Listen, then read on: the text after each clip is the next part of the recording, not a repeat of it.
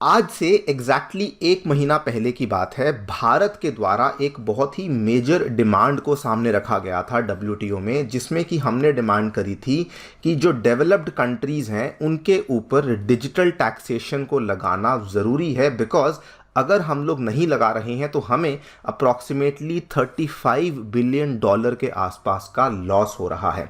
इसको लेकर मैंने वीडियो भी बनाई थी, अगर आपने नहीं देखी है तो इसको ज़रूर देखिए। उस समय इसको लेकर हमें कोई भी पॉजिटिव डेवलपमेंट देखने को नहीं मिली, लेकिन कल की ही बात है, डब्ल्यूटीओ की जो चीफ हैं उन्होंने यहाँ पर एक घोषणा कर दी है कि अब जो डिजिटल टैक्सेशन की डिमांड है, जो कि बहुत टाइम से कई सारी डेवलपिंग कंट्रीज जिस चीज़ की डिमांड कर रही थी, वो अब टैक्सेशन 2026 से हमें देखने को मिलने वाली है। मैं कहूँगा this is a major relief for India. बल्कि केवल रिलीफ नहीं, बल्कि एक बहुत बड़ी विन है भारत के लिए। बिकॉज हम लोग इस चीज़ की डिमांड आज से नहीं कई सालों से करते आए हैं, और ये वाला जो कदम है, ये कदम सबसे ज़्यादा चुभेगा to all those developed countries, specially America and European union.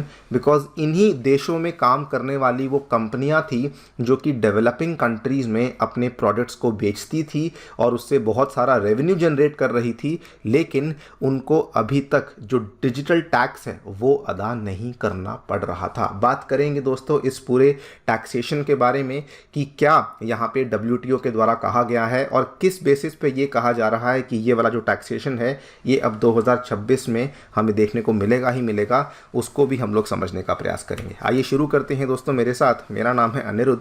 यदि आप लोग हमें फॉलो करना चाहते हैं, हमारे लेक्चर्स के अपडेट्स को प्राप्त करना चाहते हैं, तो यहाँ पर दिए गए टेलीग्राम चैनल्स के माध्यम से ऐसा कर सकते हैं। आगे बढ़ने से पहले आपको बताना चाहूँगा कि 31 मार्च को अनअकैडमी आपके लिए लेकर आया है अभियान 224, जो कि इंडिया का सबसे बड़ा प्रीलिम्स मॉक टेस्ट है, जिसको कि ऑनलाइन एंड ऑफलाइन दोनों ही मोड्स में हम लोग कंडक्ट कर रहे हैं। ये एग्जैक्टली यूपीएससी के पैटर्न के ऊपर ही कंडक्ट किया जाएगा। अगर आपने इसमें एनरोल नहीं किया है, अभी जाकर के एनरोल कीजिए। This is completely free of cost. Morning में जीएस पेपर और आफ्टरनून में सीसैट पेपर आपके लिए हम लोग लेकर आने वाले हैं। इसके अलावा यदि आप लोग 2025 या फिर 2026 की तैयारी कर रहे हैं, तो अनअकैडमी आपके लिए अब ऑफलाइन सेंटर्स में इन कोर्सेज को लेकर आ चुका है। नई दिल्ली के करोलबाग में, मुखर्जी नगर में एंड इवन उत्तर प्रदेश के प्रयागराज में भी इन सेंटर्स को लाया जा चुका है। अगर आप लोग इन सेंटर्स में एनरोल करना चाहते हैं तो प्रोसेस बहुत ही सिंपल है। या तो सेंटर्स पे जाकर के एनरोलमेंट कर सकते हैं, नीचे दिए गए फ़ोन नंबर पे फ़ोन भी कर सकते हैं, या फिर सबसे आसान तरीका है कि नीचे डिस्क्रिप्शन में आपको एक बिटली लिंक दिया हुआ है, वहाँ पर जाकर के आपको क्लिक करना है, मेरा नाम चूज़ करना है, अपनी जो भी डाउट्स हैं उसको वहाँ पे लिख देना है और हमारी टीम आपको रीच आउट करेगी और जो भी आपकी क्वेरीज़ हैं उसको सॉल्व करवाया जाएगा। प्लस एनरोलमेंट के टाइम पे आपको डिस्काउंट्स भी अवेलेबल करवाए जाएंगे। ऑल राइट, आज से लगभग 26-27 साल पहले की बात है। 1998 में डब्ल्यूटीओ का दूसरा मिनिस्ट्रियल कॉन्फ्रेंस जब चल रहा था, तो बहुत सारे जो डेवलप्ड कंट्रीज़ थी उन्होंने मांग करी थी कि जो भी इलेक्ट्रॉनिक ट्रांसमिशंस होती हैं, मतलब कि इलेक्ट्रॉनिक प्रोडक्ट्स की जो भी लेन देन होता है, उसके ऊपर हम लोग किसी प्रकार का शुल्क नहीं लगवाना चाहते हैं। और ये वाला जो बेसिकली बातचीत थी, जो अग्रीमेंट था, ये उसी समय पे तय कर दिया गया था। मेनली इस अग्रीमेंट को कहा जाता है कि डिजिटल टैक्स के ऊपर जो रोक है, जो मॉरेटोरियम है, उसको यहाँ पे लगा दिया गया था।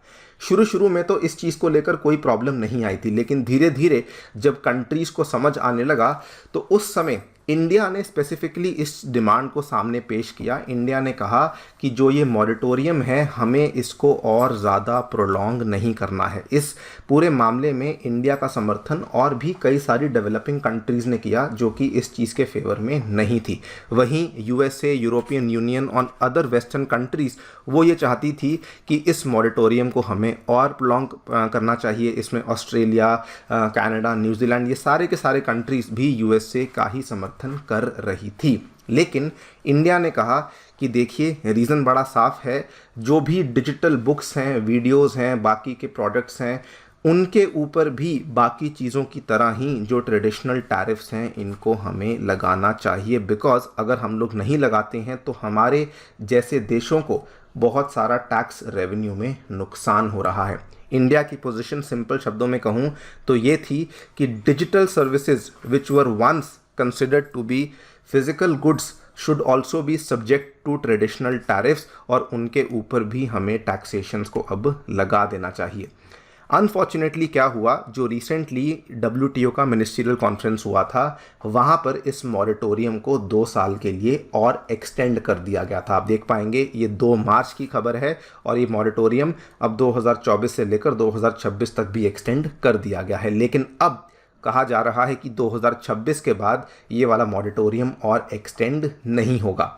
यहाँ पर जो WTO की चीफ हैं मिस एनगोजी ओकोंजा-इवेला, इन्होंने कहा है कि 30 इयर्स तक अब कोई वेट नहीं करने वाला है और उसके पहले ही जितनी भी डेवलपिंग कंट्रीज़ हैं वो इस चीज़ को नकार देंगी और इस अग्रीमेंट को, इस मॉरेटोरियम को अब और बढ़ने नहीं दिया जाएगा। ऐसा इसलिए कहा जा रहा है बिकॉज उन्होंने यहाँ पर इसको लेकर फैक्ट्स बताए हैं।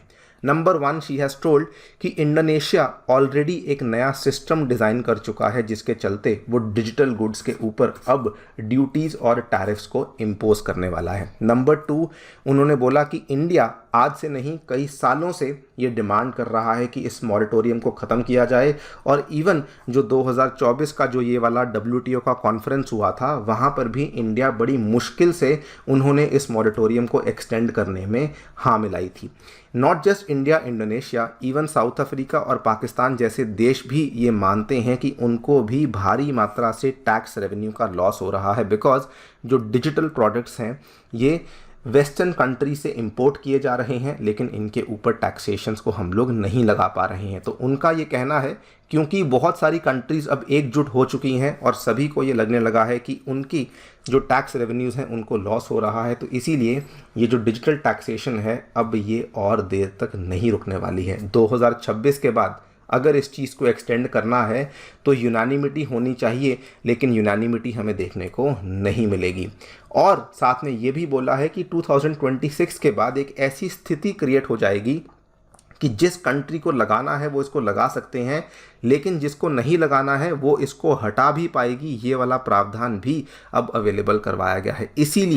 इसीलिए कहा जा रहा है कि इंडिया और बाकी जो अन्य डेवलपिंग कंट्रीज़ हैं उनके लिए एक बहुत बड़ा रिलीफ हमें देखने को मिलेगा। ये पूरा का पूरा स्टेटमेंट WTO की जो चीफ हैं इन्हीं के द्वारा यहाँ पे दिया गया है।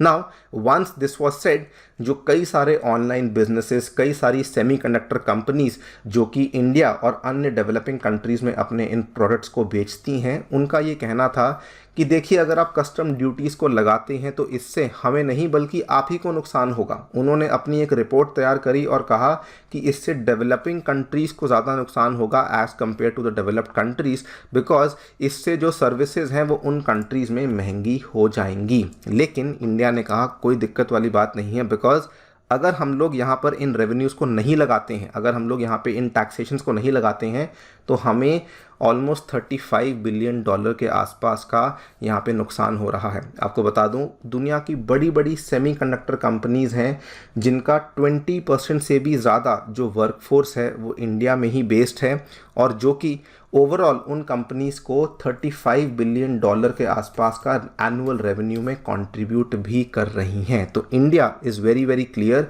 कि हम लोग इस तरह के टैक्सेशन को लूज आउट नहीं करना चाहते हैं। हम लोग जो हैं डिजिटल टैक्स के समर्थन में हैं और इसीलिए उनकी ये वाली जो मांग है वो अब यहाँ पे पूरी हो रही है and they are very very happy about it. अगर हम लोग आंकड़ों की बात करें तो कहा जाता है कि इंडिया को डायरेक्टली केवल अगर हम लोग टैक्सेशन करेंगे इतने रेवेन्यू के ऊपर तो अप्रॉक्सीमेटली $500 मिलियन के आसपास का तो डायरेक्टली टैक्सेशन का फ़ायदा होगा और केवल इंडिया को नहीं बाकी जितनी भी डेवलपिंग कंट्रीज़ हैं, इंडोनेशिया, साउथ अफ्रीका, मेक्सिको, उसके बाद और भी बहुत सारी कंट्रीज़ हैं, उन सभी को अप्रॉक्सीमेटली $10 बिलियन का हर साल फ़ायदा यहाँ पे देखने को मिलने वाला है। That is only and only because of the digital tax जो कि इन कंपनीज़ के ऊपर लगेगा। देखा जाए तो इंडिया का स्टैंड बिल्कुल सही है बिकॉज इंडिया ने यहाँ पर ये कहा है कि देखिए डिजिटल टैक्स तो हम लोग लगा रहे हैं लेकिन साथ में हम लोग सेमीकंडक्टर कंपनीज़ को और बहुत फ़ायदे दे रहे हैं। हम लोग ऑलरेडी जो है यहाँ पर उनके लिए पीएलआई स्कीम्स को लेकर आ चुके हैं, जिसमें हम लोग $10 बिलियन का इंसेंटिव भी ऑफर कर रहे हैं। सो एक तरीके से इंडिया की जो स्ट्रैटेजी है वो काफ़ी सही है कि कंपनीज़ को हम लोग इनवाइट कर रहे हैं, वो इंडिया के अंदर आएँ, अपने प्लांट्स को सेटअप करें, हम लोग उनको सब्सिडीज़ देंगे, लेकिन डिजिटल टैक्स को हम लोग यहाँ पे नहीं रोकेंगे, बिकॉज उससे हमें डायरेक्टली लॉस देखने को मिल रहा है। देखते हैं क्या होता है, लेकिन नाउ इट सीम्स कि डेफिनेटली 2026 में हमें जो ई कॉमर्स टैरिफ्स हैं या फिर जो डिजिटल टैक्स है वो देखने को मिलने ही वाला है। बाकी दोस्तों आपकी क्या राय है हमें डेफिनेटली बताएं कमेंट सेक्शन में। जाने से पहले आप सभी को बताना चाहूँगा कि अनअकैडमी आपके लिए कुछ इंटरेस्टिंग पॉडकास्ट को लेकर आई है। यदि आप लोग 2024 के प्रीलिम्स एग्जाम में अपीयर कर रहे हैं तो इन पॉडकास्ट को ज़रूर देखिएगा। इसमें टॉपर्स के द्वारा कई सारे टिप्स एंड ट्रिक्स को शेयर किया गया है, जिसके माध्यम से आपका जो प्रीलिम्स एग्जाम क्लियर करने की जो प्रोबेबिलिटी है वो और भी बेटर हो सकती है। Thank you so much for listening, stay tuned and stay